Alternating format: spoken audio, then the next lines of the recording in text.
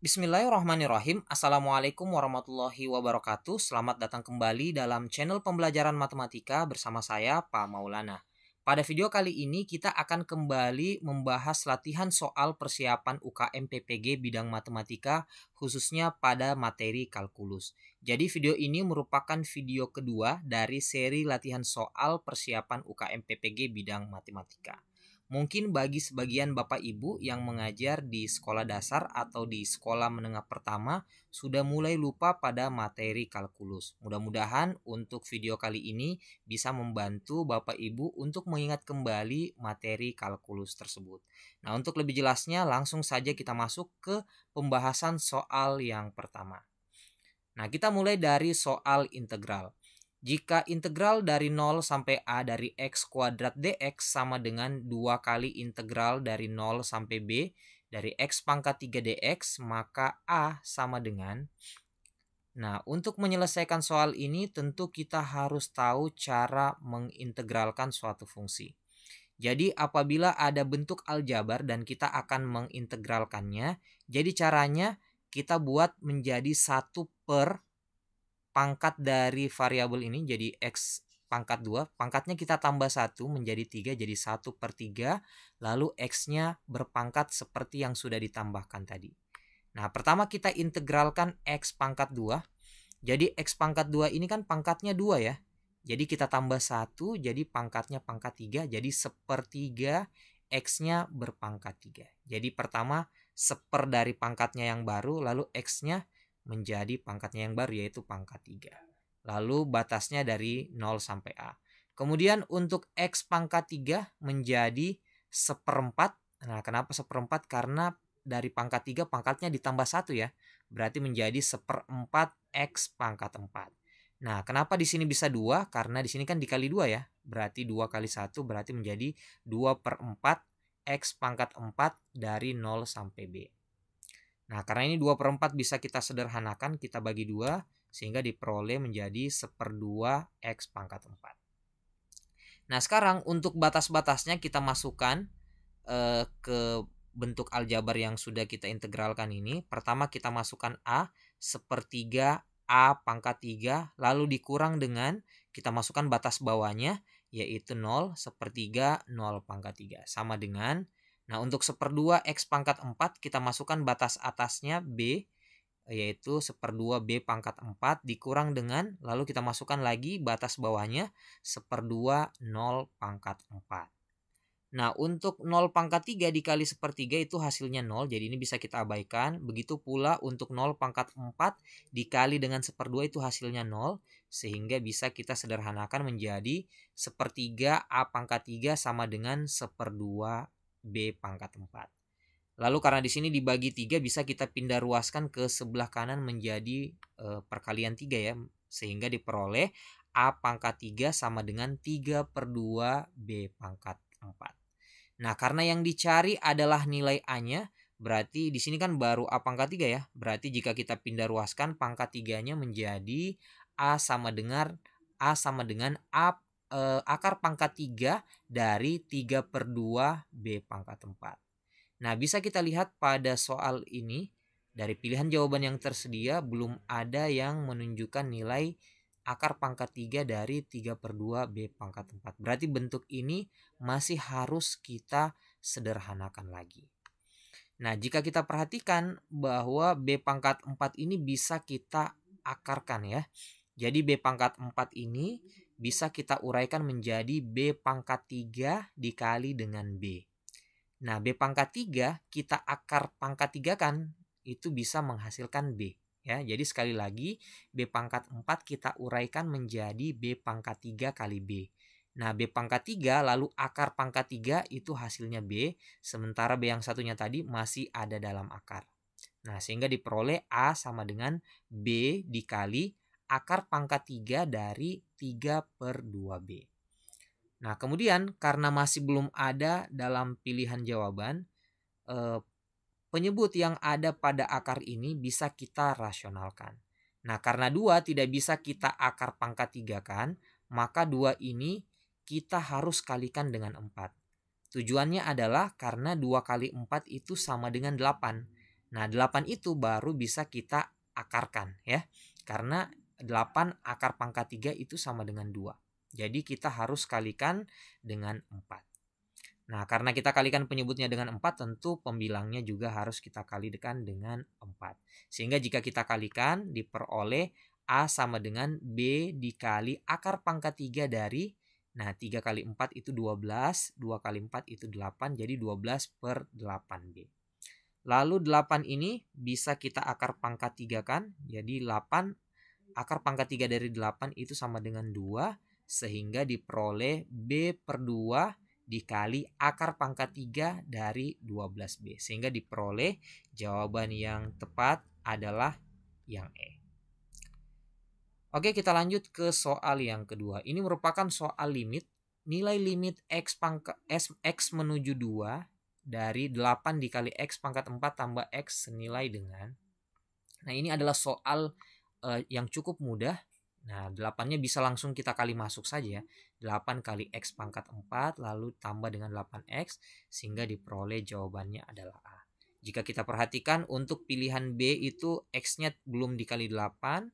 Untuk pilihan C justru X4-nya yang tidak dikali 8. Dan bagian D justru keduanya yang tidak dikali 8. Adapun yang E, nah yang E ini bisa betul apabila di sini bukan 8 kali ya, tapi 8 tambah. Nah, jika ini 8 tambah X pangkat 4 tambah X, baru nilainya sesuai dengan pilihan E. Nah, kemudian selanjutnya kita masuk ke soal yang ketiga. Nah, untuk soal yang ketiga ini, diketahui Fx dan Gx merupakan fungsi linear dan Hx sama dengan Fx kali Gx. Manakah di antara pernyataan berikut yang tepat? Nah, dari sini kita diberikan informasi bahwa Fx dan Gx itu merupakan fungsi linear. Jadi fungsi linear itu adalah fungsi yang berbentuk Ax tambah B atau fungsi dengan pangkat tertingginya yaitu pangkat 1 ya. Berarti dari informasi ini karena Hx itu adalah perkalian dari dua buah fungsi linear, berarti Hx itu merupakan fungsi berpangkat 2 atau kita sebut fungsi kuadrat. Karena ini pangkat 1 kali pangkat 1 berarti pangkat tertinggi dari Hx itu pasti adalah pangkat 2. Jadi Hx merupakan fungsi kuadrat. Nah, karena yang ditanyakan pada soal ini semua pernyataannya berkaitan dengan turunan pertama dari Hx yaitu H aksen, maka di sini bisa kita ketahui bahwa H aksen X itu merupakan fungsi linear. Karena ketika fungsi berpangkat 2 kita turunkan, maka akan menghasilkan fungsi berpangkat 1 atau kita sebut sebagai fungsi linear. Sehingga untuk soal yang ketiga ini H aksennya merupakan fungsi linear. Jadi jawabannya adalah A. Kita lanjut ke soal yang keempat. Nah, ini masih dengan soal limit. Nilai dari limit X mendekati V per 4 dari cos 2X per sin X kurang cos X sama dengan. Nah, untuk soal limit, pertama yang harus kita lakukan adalah kita uji substitusi terlebih dahulu. Jadi V itu adalah 180 derajat untuk penyetaraannya. Jadi ini untuk bentuk sudutnya V per 4 itu setara dengan 180 per 4 atau 45 derajat. Nah, jika kita substitusi sudut 45 baik ke pembilangnya maupun ke penyebutnya, bentuknya adalah 0 per 0. Jadi untuk menyelesaikan soal ini kita bisa lakukan dengan cara L'Hopital atau dengan cara turunan ya. Nah, bagaimana turunannya? Jadi pertama kita turunkan cos 2x. Jadi turunan dari cos 2x itu adalah min sin 2x dikali 2. Jadi turunan untuk sin itu adalah cos dan turunan untuk cos adalah min sin ya. Nah, karena di sini cos 2x jadi turunan dari cos 2x adalah min sin 2x. Nah, kenapa dikali 2? Jadi untuk turunan trigonometri, setelah kita menurunkan trigonometrinya, selanjutnya kita kalikan dengan turunan dari sudutnya ini. Nah, karena di sini sudutnya adalah 2x, maka turunan dari 2x itu sama dengan 2. Sehingga turunan dari cos 2x yaitu, pertama turunan dari cosnya yaitu min sin 2x, lalu kita kali dengan turunan sudutnya, turunan dari 2x adalah 2. Lalu kita bagi dengan Turunan dari sin X yaitu cos X. Lalu turunan dari cos X itu adalah min sin X. Jadi turunan cos adalah min sin. Ya. Nah, karena di sini ada pengurangan negatif, kita ubah saja menjadi cos X tambah sin X. Nah, untuk V per 4 kita ubah menjadi 180 derajat per 4 menjadi 45 derajat. Sampai sini bisa langsung kita substitusi masuk. Min sin 2 kali 45 itu 90 derajat dikali 2 per cos 45 tambah sin 45. Nah, untuk sin 90 itu sama dengan 1, berarti min 1 kali 2 per cos 45 dan sin 45 masing-masing nilainya adalah 1/2 akar 2. Sehingga diperoleh min 1 kali 2 itu sama dengan min 2. Terus 1/2 akar 2 ditambah 1/2 akar 2. Nah, karena ini sama-sama akar 2, jadi cukup kita tambahkan saja ya. 1/2 ditambah 1/2 itu sama dengan 1. Jadi hasilnya adalah 1 akar 2 atau sama dengan akar 2. Sehingga diperoleh min 2 per akar 2. Nah, selanjutnya ini bisa kita rasionalkan ya. Kita kalikan dengan masing-masing akar 2 per 2. Sehingga diperoleh nanti hasilnya min 2 akar 2 per 2. Atau kita sederhanakan menjadi min akar 2. Jadi kita peroleh jawabannya adalah A. Kita lanjut ke soal yang kelima. Sebuah benda bergerak dengan persamaan gerak Y sama dengan 4X kuadrat tambah 5X tambah 6 dengan Y menyatakan panjang lintasan dalam satuan meter dan X menyatakan waktu dalam satuan detik. Kecepatan benda pada detik ketiga adalah. Nah, di soal ini kita diberi persamaan gerak yaitu Y sama dengan 4X kuadrat tambah 5X tambah 6. Adapun untuk persamaan kecepatan ini merupakan turunan pertama dari persamaan panjang lintasan ini, ya. Jadi untuk mencari kecepatannya, jadi langsung kita turunkan saja y aksennya ya, yaitu dari turunan dari panjang lintasannya. Nah, berarti untuk kecepatannya kita turunkan 4X kuadrat tambah 5X tambah 6. Jadi turunan dari 4X kuadrat kita kalikan pangkat 2-nya ini ke depan. Kita kalikan dengan 4. 2 kali 4 itu 8. Tetapi pangkatnya kita kurang 1. Ya, jadi 2 kali 4 itu 8. Tersisa X ya. Karena di sini X pangkat 2 dikurang 1 sisa pangkat X. Nah, kemudian untuk turunan dari 5X itu turunannya adalah 5 ya. Untuk turunan 6 itu 0 karena ini konstanta. Sehingga diperoleh persamaan kecepatannya adalah 8X tambah 5.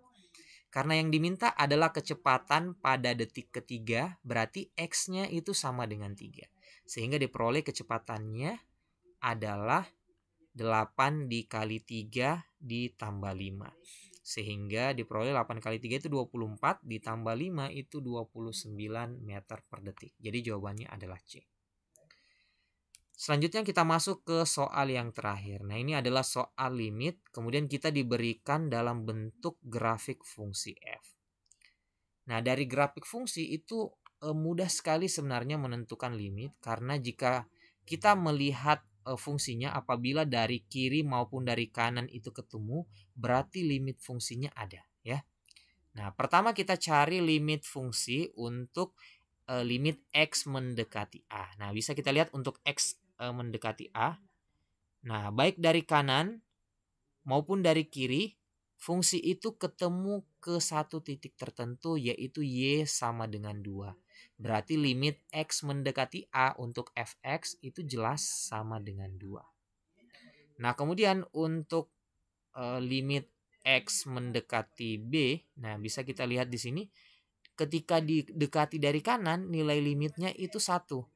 Kemudian jika didekati dari kiri, nilai limitnya adalah 2. Nah, ini kan tidak ketemu ya, atau nilai limit kanan dan kirinya berbeda. Berarti limit X mendekati B dari fx itu tidak ada.